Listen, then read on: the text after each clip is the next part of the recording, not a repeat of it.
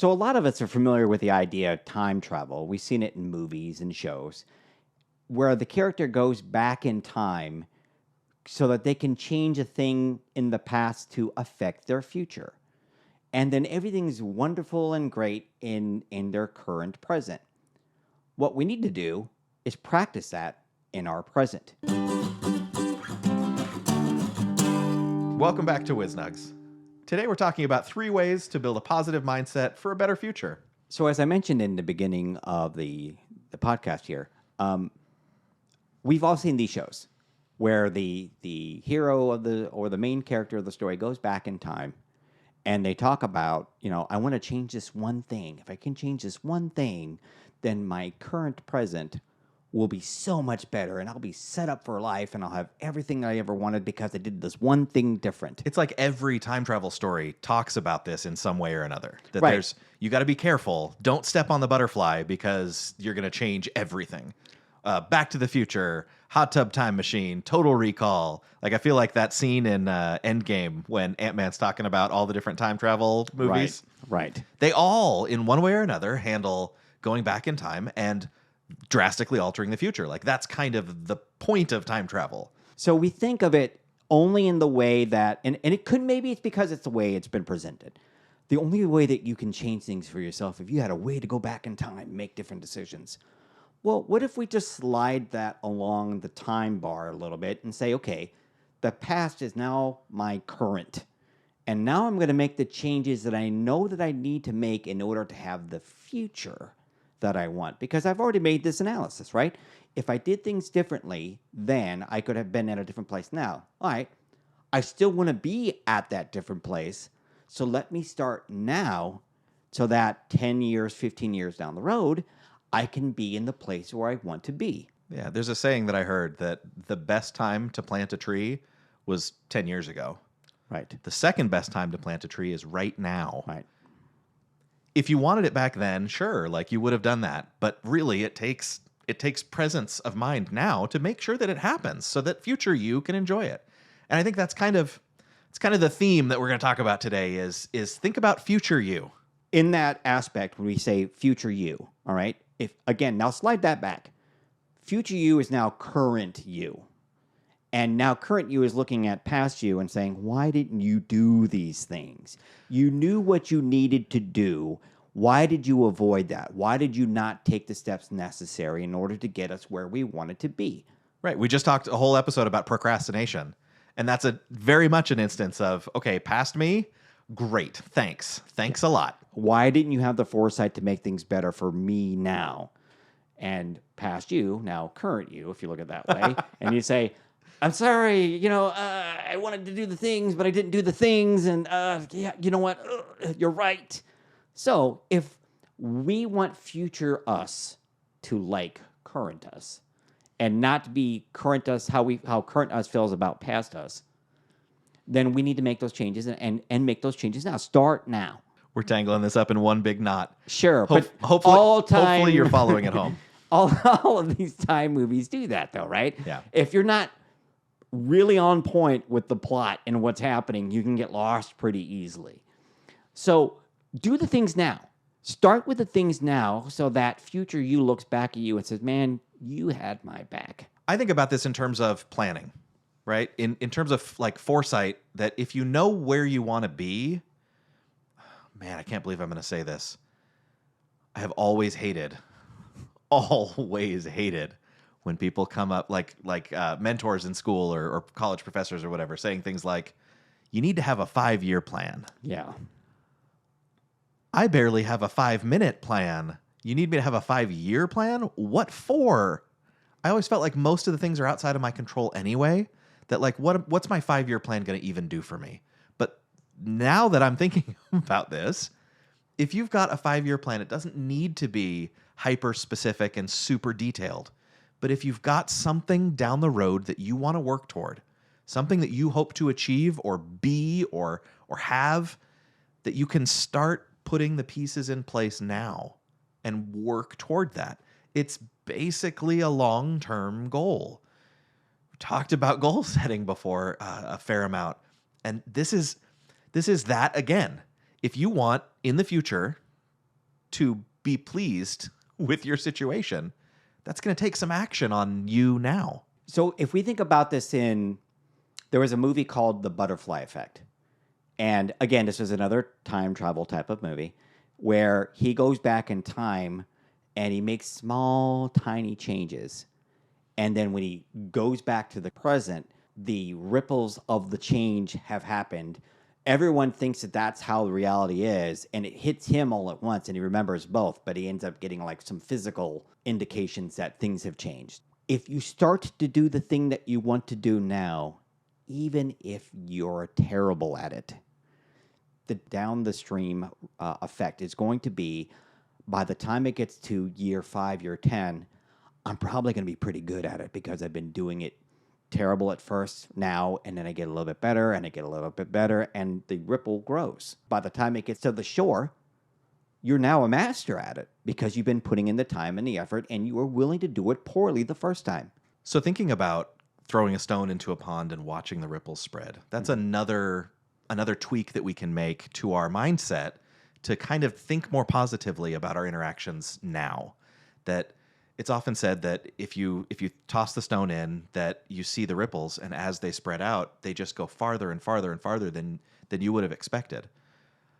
That kind of thinking has been used for generations to teach positivity and interconnectedness to people. So if we can remember that our actions now are going to have ripples, not just for us, but for the people around us, it's really easy to get kind of stuck in our own heads and think about the people that we come in contact with as just sort of functionaries. They're just almost like an object, right? In psychology, this is called objectification, and it's often used to talk about sexual exploitation. Right. But I think we also do this sometimes when it comes to like the guy behind the counter at McDonald's, that he's just an object there to take my order. That's his whole purpose in life I'm going to take your order, and as soon as he leaves the building, I am now gone and back into the mainframe, and no one else exists anymore. Just an NPC in my game, and his only purpose is bring the food. I'm the quest taker, giver, but in that analogy. Yeah, so when we think about that, we're basically taking away from from our conception of that person any semblance of humanity or personhood. That they just exist to take the order, which is how you end up getting people treating others really, really horribly. Right. You know, all the stereotype of the Karen coming in and screaming at the poor little person behind the counter. It's not their fault. They're just doing their job, and they're probably doing an okay job of it. Right. Something obviously didn't work out for that person to be able to come in there with that animosity, but that doesn't make it okay to treat other people poorly because you had a bad day. Right. Keep that in mind, that the people that you interact with are people, that they're the hero in their story. Don't come in and be the villain. If we apply this to the ripple effect, if a positive thing happens, let the ripple grow and let the positivity continue to grow and gain momentum and affect more people, because that's what we want. We want those positive thoughts, those positive feelings out there growing, and then hopefully having reciprocal ripples along the way.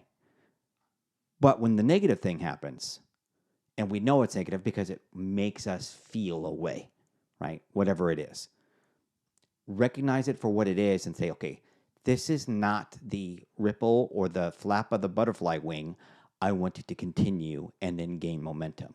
Let me see if there's a way that I can stop this. I can at least, or slow it down so it doesn't have the ripple effect that I want the positive one to have. Yeah, and if there's something that you can do in your interactions with other people, whether that's just trying to be a little bit more patient, or trying to go out of your way to say thank you, to show some gratitude for the things that you're grateful for, say it. It doesn't cost you anything, but maybe a moment of your time, but that can have positive ripples out there to the people that you come in contact with. And I know for me, because we talked about this before, having this history in retail, I appreciated it when customers were grateful towards me and said, I was really having a cruddy day, and I didn't want to have to come grocery shopping, but I had to, and I'm here after work, and I had a terrible day at work, and now I have to deal with this, and I don't really have that much money left. I'm kind of coming towards the end of my budget, and this is what I have to spend. It's the last thing I wanted to do. But I come into the store and I hear you laugh and I hear you interacting with other customers. And I'm like, you know what? That's the last thing I'm going to see today. And I know that this guy is going to make me happy. And they would come in and I would start talking with them and I would start joking with them, try to be very lighthearted. And they would say, you know what? I really appreciate your attitude because I really didn't want to be here and I didn't really want to do this. But now that I know I'm going to be leaving with such a positive feeling about, I just had a great interaction with this guy and he made me feel good after what a terrible day that I had. That's great. And so going forward, I try to have those same interactions with anybody I have to deal with on any kind of customer service side of any business that I have interactions with. I just want to make sure that that person, I appreciate the work that they're doing. It's most of the time it's unrewarding and it's probably not their end goal to be the cashier at the fast food place. On a daily basis, it's probably fairly monotonous and boring and trivial. And like you said, they've probably had a Karen or two come in during that day and, given them a piece of their mind. And that wasn't what that's not their goal. No one gets up in the morning and says, man, I can't wait to have at least 5 Karens coming in today and telling me what a piece of garbage I am. Nobody has that in mind, but this is the reality of the world. So if I can be the obstacle in the way of negativity, I will play that part. I've got a brother-in-law who works as a manager of a store, and that's one of the lessons that I've learned from him is when someone does come up to you with that anger, one great way to diffuse it, ask them, how can I make it right? Yep. What is it that I can do Yep. to make it right? Tell me what I can do to make it right in your eyes. And at that point, you're letting go of the defensiveness. You're letting go of, well, that's the policy and you did this, or, well, I didn't sell it to you like that, or it's not my fault. Let it go. Let it go. None of that stuff is going to make the situation better, but to give them one of these, what can I do to make it right? And you'd be surprised at how little it takes sometimes. And it's almost an instantaneous change. It's like you just went over there on the wall and you flipped the switch. And all of a sudden it's like, oh, well, I would like to be able to do this, or I would like for you to be able to do this thing for me. Like, let's do it. Let's make it happen. Well, I want a free taco. Are you kidding? That's all it's going to take is one free taco? Like, and that's some of the feedback that I've gotten from him is that when using this technique, oftentimes he's willing to do like big things to try and like make this person leave and be satisfied with the situation. And when he just puts it in their hands, what can I do to make this right? Very often it's like, well, I want $5 off. And it's like, you're prepared to come in there and make the cashier cry and have a terrible, horrible day. But when you stop and think about it, $5 would make it right. Eesh. It's so sad that we get ourselves worked into these situations sometimes. And it's awful to be on the receiving end of that too. So that's kind of one of those absorb and deflect techniques that we can do to kind of be that much more patient with other people, recognizing that they're probably going through something and it's not about you.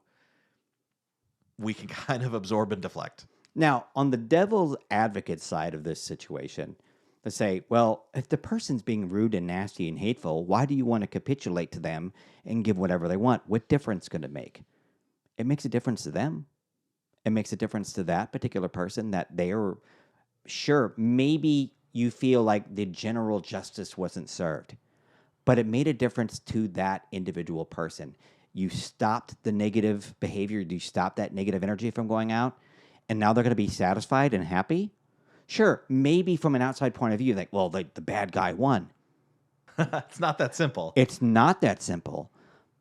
But even if it feels in the greater scheme of things that the one little thing didn't make a difference, it made a difference to that one person. And that brings me to the third way that we can build this positive mindset. There's a story that I heard a long time ago about a man's walking down the beach, and there's just a load of starfish have been washed up on the shore, and the tide's going out, and the starfish are all just beached.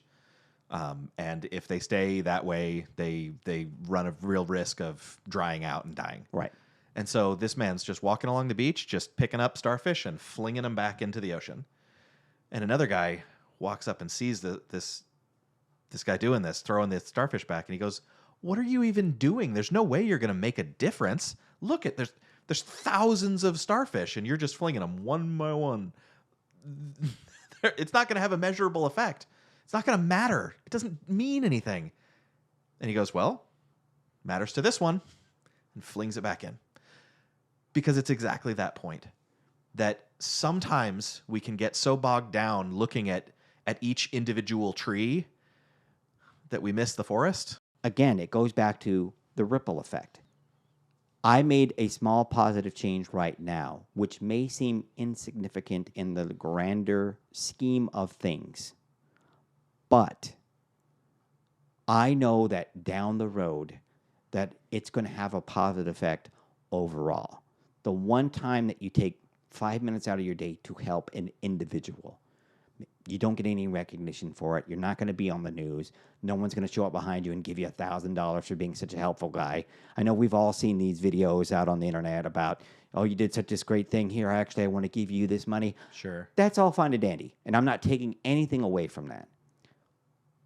But as an individual, if you say, even if no one else in the world recognizes the good and the positive that I put out, I'm still going to do it anyway because it's important. And I feel that it's an important thing that I should do. You're making people's lives better. It might not even be a measurable change sometimes, but it's real. And if that just, I can't tell you how many times I've had just having a crummy day, and then I have an interaction with somebody, and it's enough to make me stop and say, wow, I didn't even realize that I was having a crummy day. Now I do, because it's now been made better. And I have that much of a better day. And I treat my kids a little bit better. And I treat my wife a little bit better. And all of these things. You know, these are things I'm working on all the time anyway, right? But when you have that, the pressures of the world are real. We mentioned over and over again in our video on Stoicism about the life is full of obstacles. Mm-hmm. It's full of trials and challenges. That's the natural state of life. But if we can do something to alleviate those for ourselves, wouldn't we do that? Okay, we can't always do that for ourselves, even though we try to make plans and we try to take action for that. But we can do that in some small way every day for the people that we come in contact with. So if you've had like a bad day at work and it's just, policies change and you got new management and they're doing things all different and it doesn't make any sense and everything's topsy-turvy and it's like, I don't know how I'm going to deal with this. Makes you want to run away screaming. And then you're like, okay, I'm going home. I'm going to just, I want to get home and I don't want to deal with people anymore for a while. And then you run into somebody who needs help in some way, form, or fashion. And you're like, all right, fine. I can help you in this small way. And then they show you this immense amount of gratitude. Thanks for that $1. Thanks for the donuts. Thanks for whatever it was that you did. And you're like, this guy's genuine. He means this. I feel better now. I mean, I was worried about my situation, but now that I'm reevaluating this guy appreciated this very small thing. And for me, it's an inflection to, I need to start kind of appreciating the awesome things that are in my life. I realize that you can't necessarily compare one person's life to another because of different situations and circumstances and whatnot. But the gratitude that's shown for the very smallest thing that you think you could have possibly done for somebody, it's almost insignificant. But you see that gratitude given to you and in that appreciation, and it gives you a different mindset. You start feeling differently, and some of those negative thoughts start to disappear. It's about building that culture of positivity around you. Sometimes we think about culture as if it's the water that we swim in as fish. Mm-hmm. But we can have an impact on the culture that's around us by the way that we act. When I first came into IT 17 years ago, I had people that I worked with that were my seniors that were not helpful at all. I came in, I'm a front-end developer. I'm trying to figure out this language called APL, which is horrendous. And I'm like, I don't quite understand this. This is not English. This doesn't make any sense to me. And the response I got was, figure it out, from multiple people. And I was like, I start to question, did I pick the right profession? Did I waste my time learning how to do this in school? and this isn't how it works in the real world, and the real world is different. But I grew and I learned from that.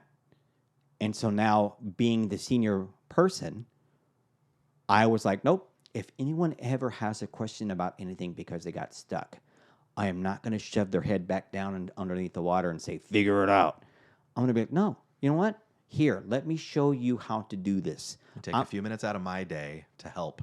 You know, if we take it back into swimming, it's can you do the doggy paddle? Can you do a backstroke? Can you just float on your back for a little bit? Whatever you need to do in order to stay afloat.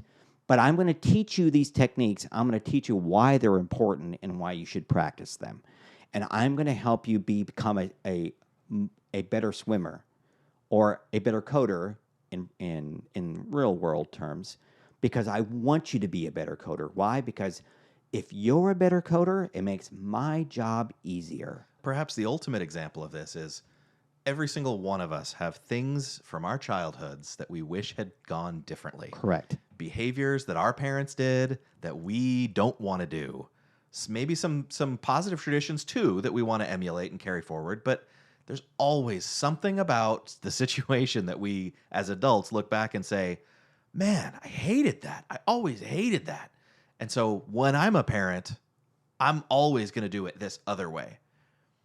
Sometimes we overcorrect, but that's another one of those examples of I'm going to be the change that I want to see by doing the right thing now. And it goes back to what I stated before. When no one else is the example, no one else is the pillar, be the pillar, be the example. If no one else is going to do it, you can envision it and you can be it. And then other people can now look at you as, yes, this is the guy I want to go to because he is so helpful and he educates and he teaches and he leads you. It's just not a matter of dictating, like I said, being a stone wall and not being helpful at all. I hope it's clear by now that we can have a huge impact in the culture around us through our small and simple daily actions. Being positive to the people around us. It's like throwing that pebble into the pond and watching the ripples spread. If we can start practicing the small things and making the small changes and doing the things that we want to, even if it's poorly, to guarantee ourselves a better future, let's do that. Thanks for joining us on WizNugs. If you found any of this content to be helpful, which we hope you have, please consider giving us a thumbs up or a subscribe or telling your friends. If you have any suggestions on topics you would like us to cover, please leave them in the comments below. We'll see you next time. Thanks for joining us today on WizNugs. If you liked what you heard, spread the word. For more information, head over to mywiznugs.com.